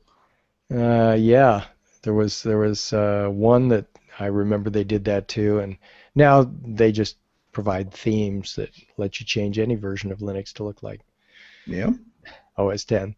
So right now you can get a snow leopard or a leopard or lion theme. It's only a matter of time before you can get a Mavericks theme, and maybe even a Yosemite theme. How about that? Yeah. So just wait, it'll happen. Yosemite. Yosemite, yes. Okay, and this is the last email. We've been a little shy on email this month, and this one happens to be the last one. So if you don't mind, we could go back and look at some of the the other 10 reasons, things you can do with Linux Mint 17, or we can change the topic altogether and talk about something else. But let's read Robert's last email here. Okay. Yeah, he gave us an update on his new Linux distro and his Linux adventures. He said, I am now running Manjaro, which is an Arch-based Linux distribution, and so far so good. It's a rolling release, and Charles, Charles is gone. So let me describe. Oh, you're not gone? I don't see your picture. There you are. Okay. I was going to ask you to define a rolling release while I clear my throat. Well, as far as I understand with the rolling releases, it's not like version 2.0 comes out. It's like version 2.0, 2.1, 2.2, 2.3, and it just continues to grow and build until they get to the final release point of it, is what I understand it to be. Yeah, and when they reach the final release point, they stop supporting it because it's over. We're done. So, with Manjaro and with many rolling releases like it, you install it once and you never have to install again for any sort of upgrade because they send you the upgrades piecemeal. As they do the updates and the upgrades, they send them to you. So there isn't a delineation between release 1 and release 2 and release 3. They do provide new installation bases so that if you're starting in and they've been going for a year and a half, you don't have to start with a year and a half old version and get all the updates. But if you had installed it a year and a half ago, the version you're using today is the most recent version, and you haven't had to do anything except the updates. So okay. Well, we're at the bottom. This after the break. Yeah. We'll continue on. This is the Computer America Show on the Blog Talk Radio Network, on the Boost Radio Network, and the IRN Radio Network. It's our All Linux show. We're doing emails. When we come back, we're going to have another news tip bulletin with Marty Winston on Microsoft Office 365. We'll be right back. Stay with us. This is a special alert to all Americans who own a vehicle with less than 120,000 miles with an auto warranty about to expire or no warranty coverage at all. Due to a decline in the economy and major car companies filing for bankruptcy, Cover America Auto Care has announced revolutionary, inexpensive mechanical breakdown coverage that is now available to the general public to save consumers thousands on auto repairs. An open phone line has been established for drivers to call who own a vehicle that is less than 10 years old for a free 5-minute quote and to see if you qualify. The number is 800-483-2514. Drivers who are covered with this auto protection will not have to pay for a covered repair again. This is the auto coverage now sweeping across America at a fraction of what dealerships charge and is now available to the public by calling today. The number to call is 800-483-2514. 800-483-2514. That's 800-483-2514. Don't complain about your cable bill going up and up and up. Do something about it. Grab a pencil and jot down this special number, 1-866-663-MyTV. The more cable TV rates go up, the better digital satellite TV looks. So, disable the cable and get more of your favorite channels in 100% digital quality for less money. Call 1-866-663-MyTV right now to sign up for packages starting as low as $19.99 and up to 4 rooms. And there's no equipment to buy. That includes your free HD TV upgrade, your free DVR upgrade, and your free professional installation. And the best part, the pristine digital picture and sound. Call 1-866-663-MyTV. So, what are you waiting for? Pull out your major credit or debit card. Call 1-866-663-MyTV. 1-866-663-MyTV. Disable the cable, cut costs, and get more. Call 1-866-663-MyTV. 1-866-663-MyTV.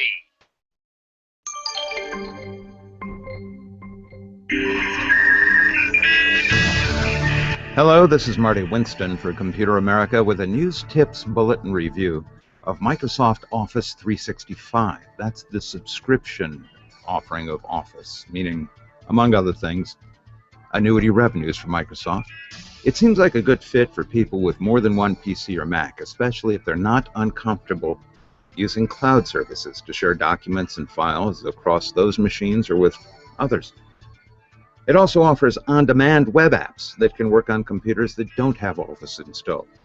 We agreed to review it when we learned of Office Mobile for Android, in hopes that when we're away, we could use our Android tablet for writing and so on, but no such luck.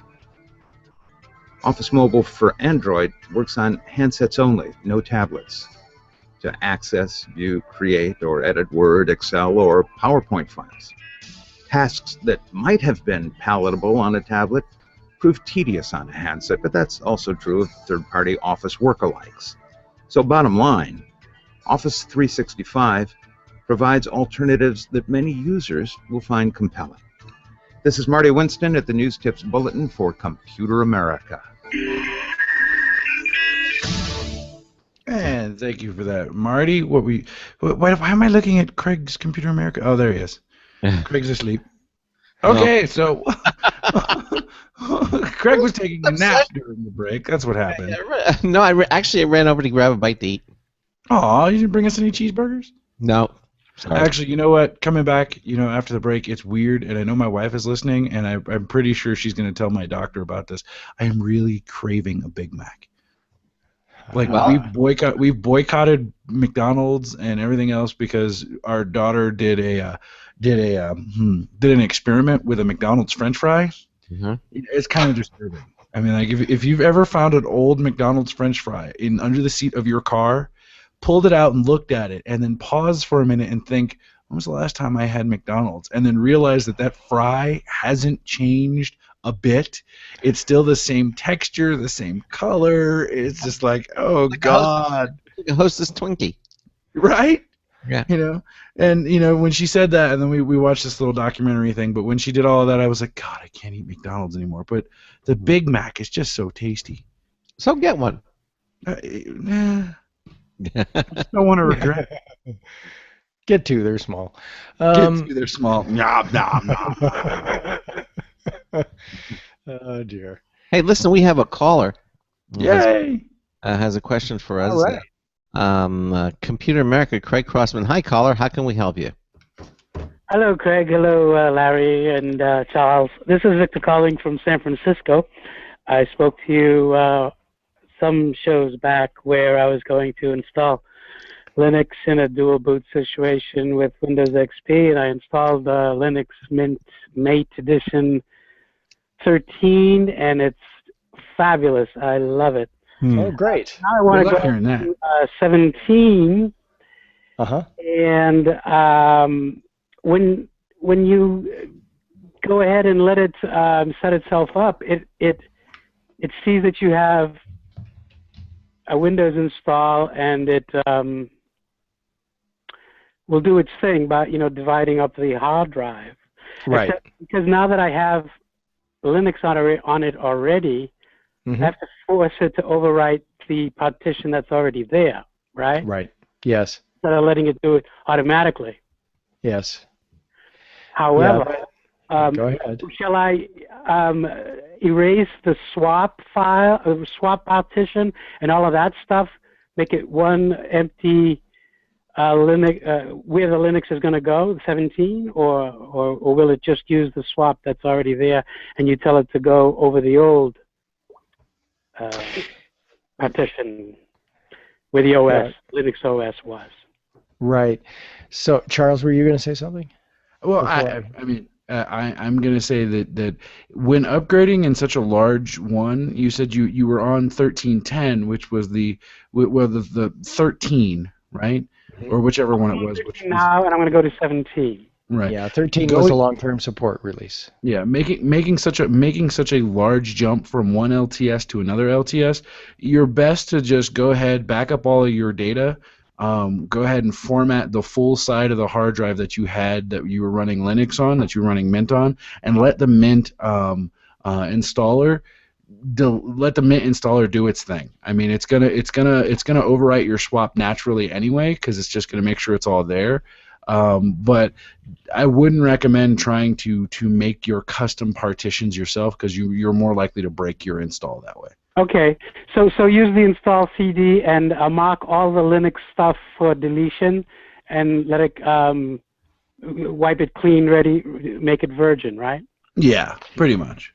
Yeah, so you leave your Windows side alone and just erase everything that's on the Linux side, and have Linux Mint 17 install itself into that free space that you just created.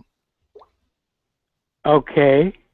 It's not going to try to shrink my Windows partition and go onto that thinking that's a hard drive, right?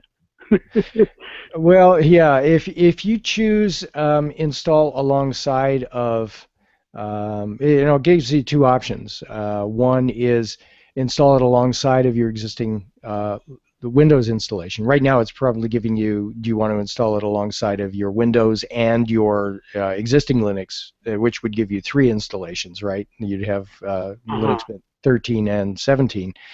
But if you erase 13 first, it will the first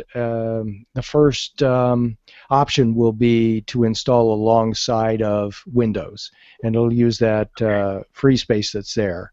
That you just erased. And if you, when you do the installation, when you start up the live CD or the live DVD, if you need a tool to do the erasing of Mint 13 after you've done your backup, look for gparted in the menus, and you can use it right from there to completely eliminate that Mint 13 before you start the installation. Yeah. Okay. And then, is there a way to save user settings so you don't have to reset everything up again when you get to press install? Yes, absolutely. In your backup, what you want to do is all of your user settings will be there in your backup, and we're talking about user settings for applications, your preferences, your browser bookmarks, all of those things. No, I mean my OS settings, how I have my screen, how I have it set up to the way I like it. Okay. So you're talking about your desktop and the theme and so on. Yeah. Yeah, I haven't come across a tool that backs up your theme and so on, because there may be new theme options. I'm assuming that they're wanting you to set those up from the beginning again. So, not that I'm aware of. Are you aware of anything, Charles, that does that kind of backup? Nothing comes up. So yeah, I mean, you can manually do it. If you know where all the config locations are for the different settings that you've got, but there's really no simple, quick way to back that all up. I mean, when you're going to run into the same issue that one of our emailers ran into, where if you back up all of your settings and all of your configs and all of this stuff, and then you try and restore those back when you install the 17.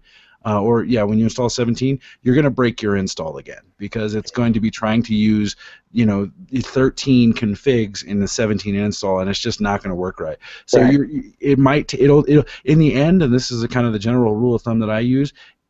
Ask yourself, is it going to take me longer to figure out how to back up these configs than it is to just redo them anyway?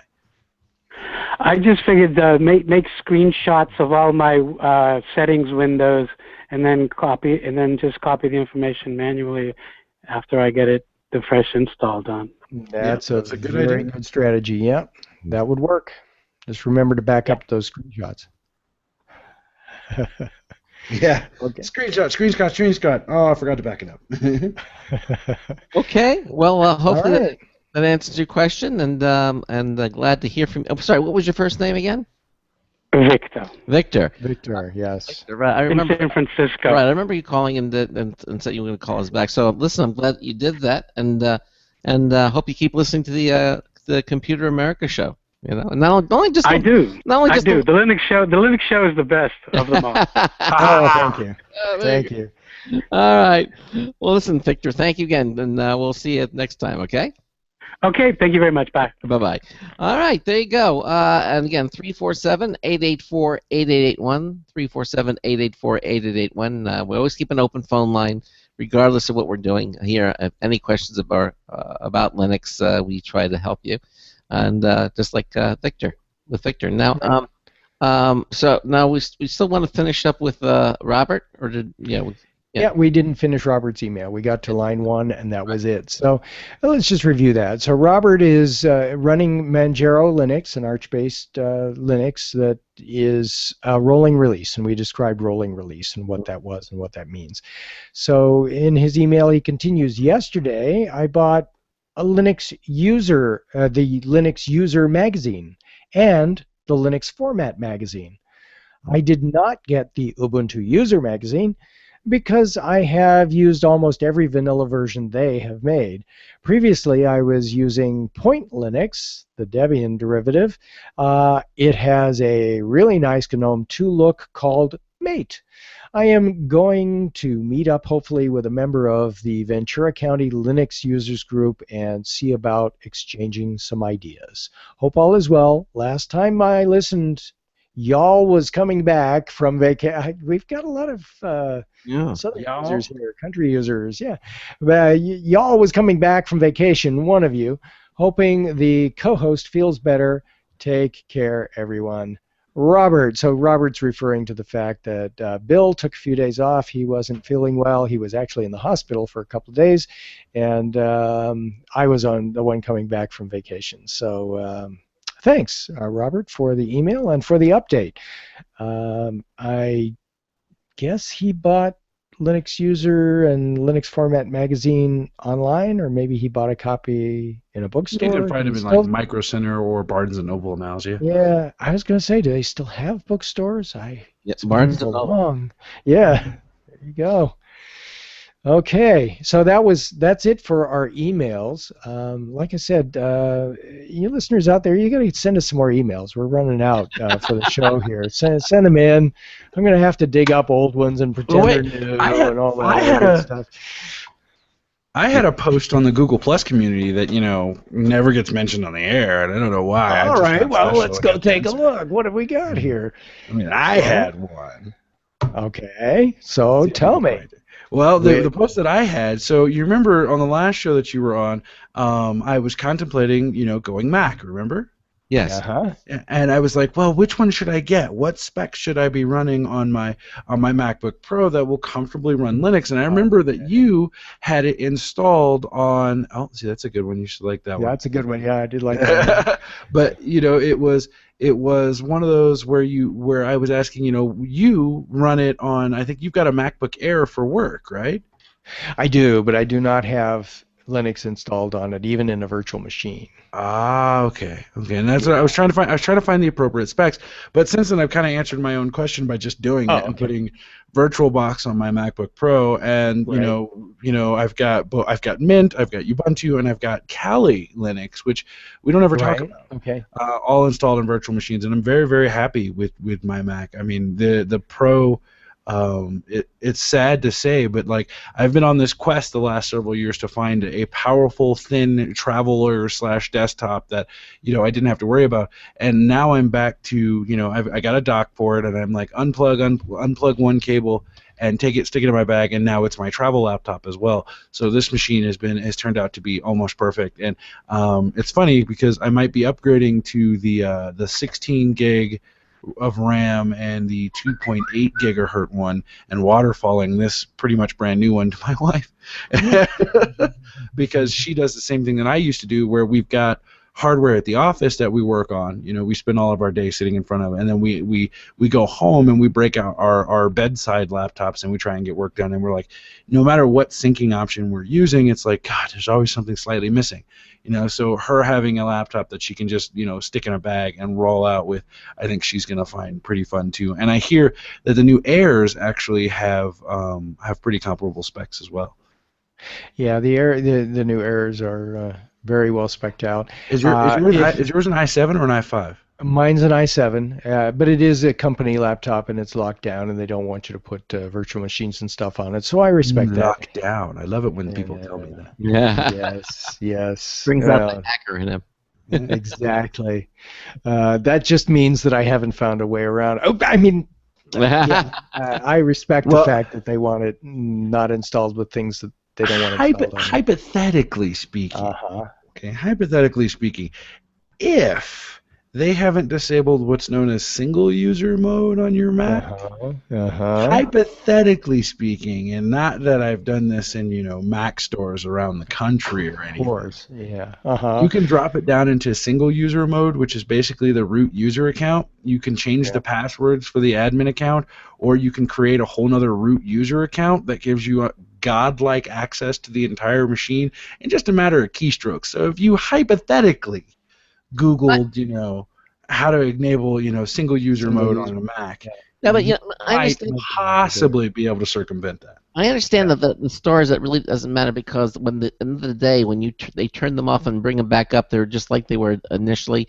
They're in kiosk mode. Right, yeah. They're in kiosk mode, but that sits on the standing admin user account.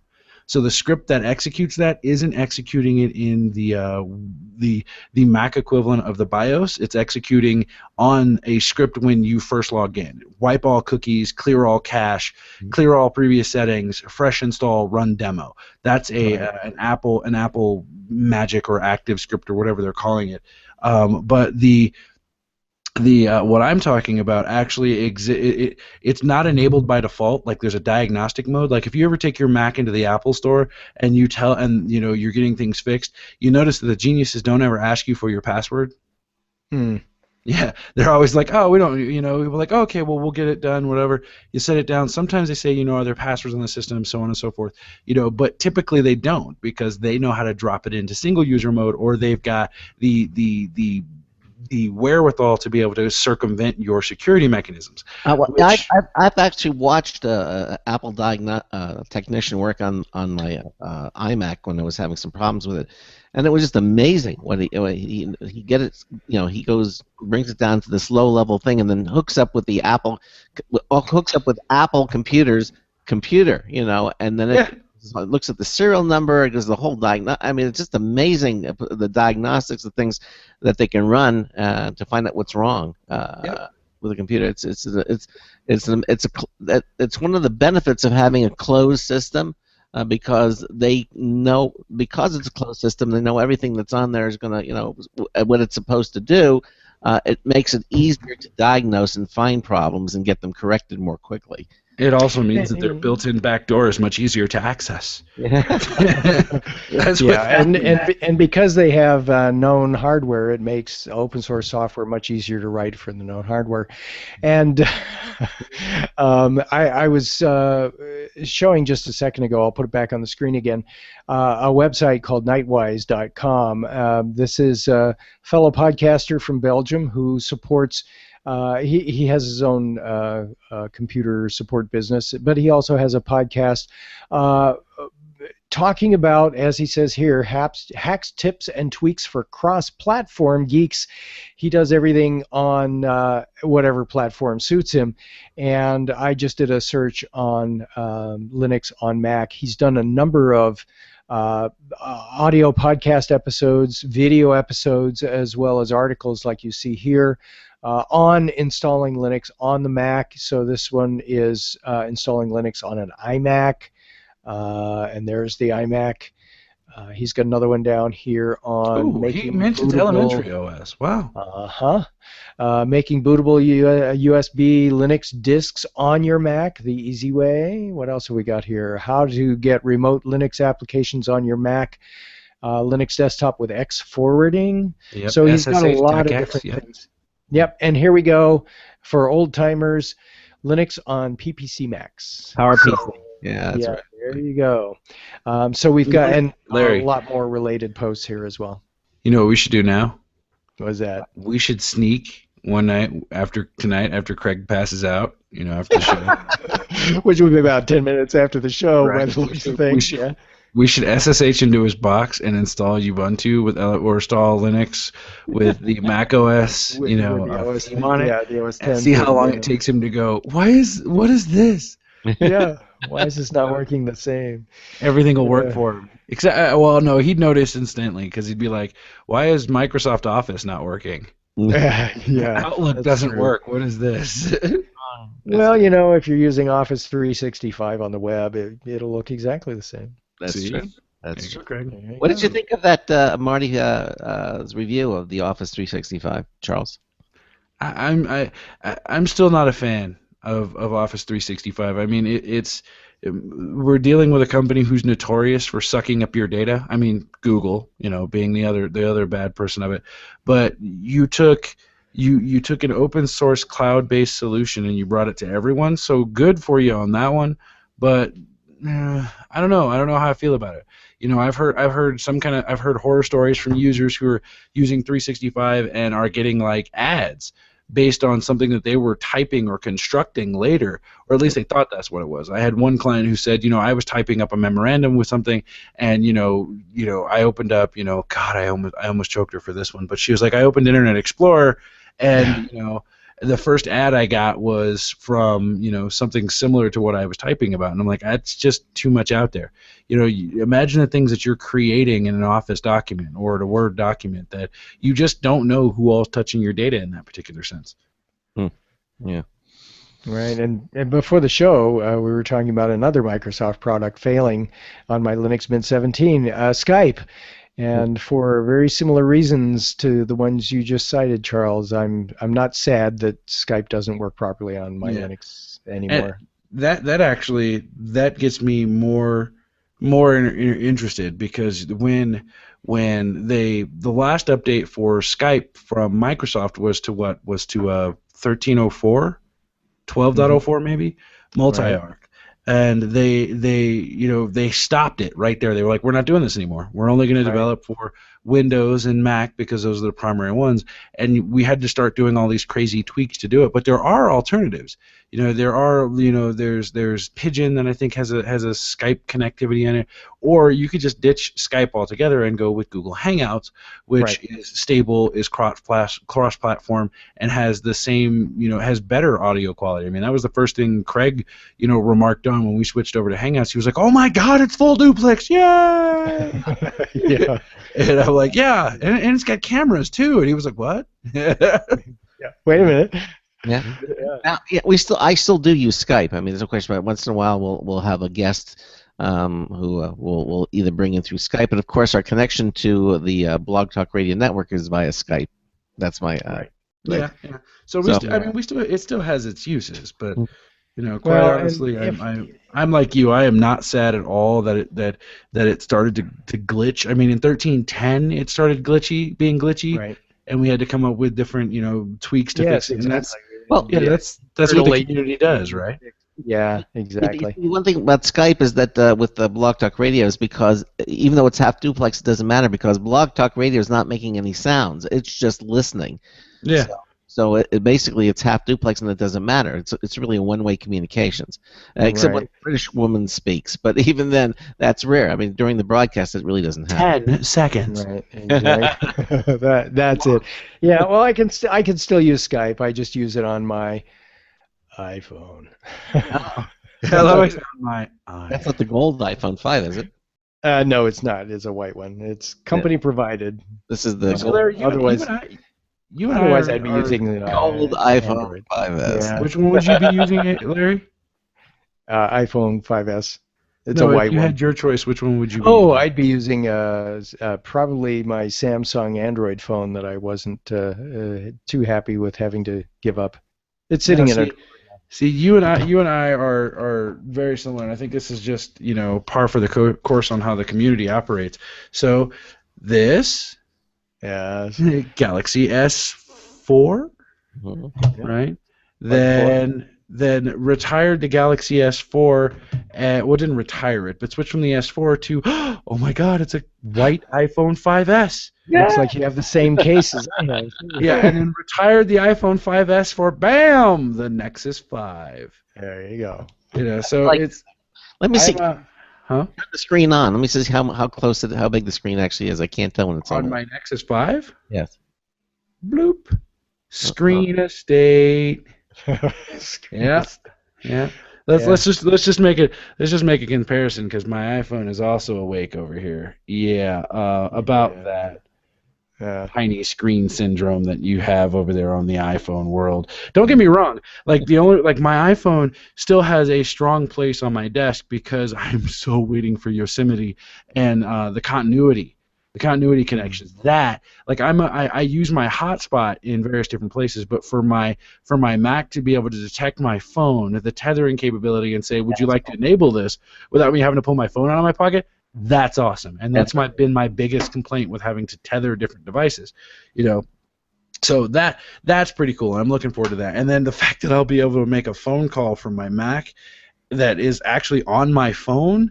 It's using my phone to make the call, so I could probably just switch between the two, and now my mobile phone is now my desk phone, and I'm just like, yes. Those are things that I've been looking for a while, but I use Google Voice now. So, somebody calls, it comes up on my computer and it comes up on my phone, but there's no way for me to accept a call. Answer the phone, yeah. Yeah, and then I can answer it on the computer. I can answer it with a headset and all that other stuff, but I can't transfer it to my phone if I have to get up from my desk. And I'm hoping that Apple has the design idea to do that, because that would solve so many problems. I think didn't they say that already in the keynote that they said it was going to be able to do that? I don't think so. I mean, I don't know if you can. I know that you can accept it because it came into your phone, so you accept it through your computer, and it shares that. But I don't know whether you'll be able to be like, oh, transfer to phone, bam, and then walk away. And that's what I'm looking forward to. Hey, Larry, listen, I guess we're out of time, and yeah, but it was a pleasure having you here on the show. You're going to stay with us to our after Hangouts program, but again, it's the Going Linux podcast.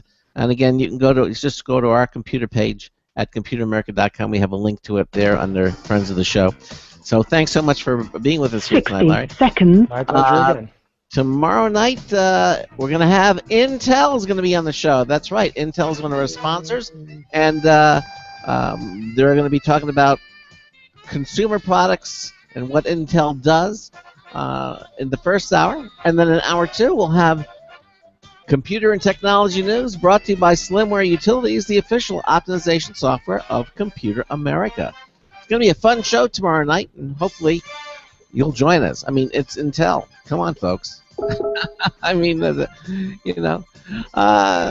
we will see you tomorrow night with Intel. So until tomorrow night, this is Craig Crossman, hoping that your hard disk never becomes floppy. The innuendo behind that is horrible. We'll see you tomorrow night.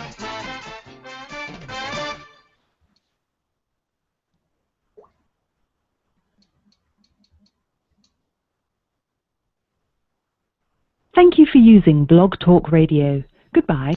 Okay, and there we go. And so we're off the air, but we're still on our after show here on our live streaming video page. So we're going to say goodnight to everybody in the chat room. Night, all.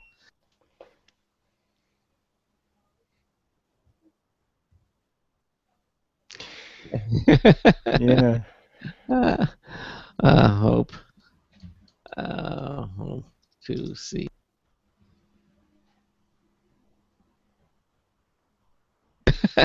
There we go. And okay, so Larry, thanks again for being with us here tonight, and It's always my pleasure. We will see you Larry, next. do not hack your company computer. Yeah. No, I will not do that. We're not off the air yet, are we? No, I will not do that. And we'll see it. So we'll see you next month, Larry. Okay. With another. Okay. All right. We'll somehow come up with another topic, Craig. There's a lot to talk about. I'm sure you will. All right. Say goodnight to everybody. Good night, everybody, whoever's left.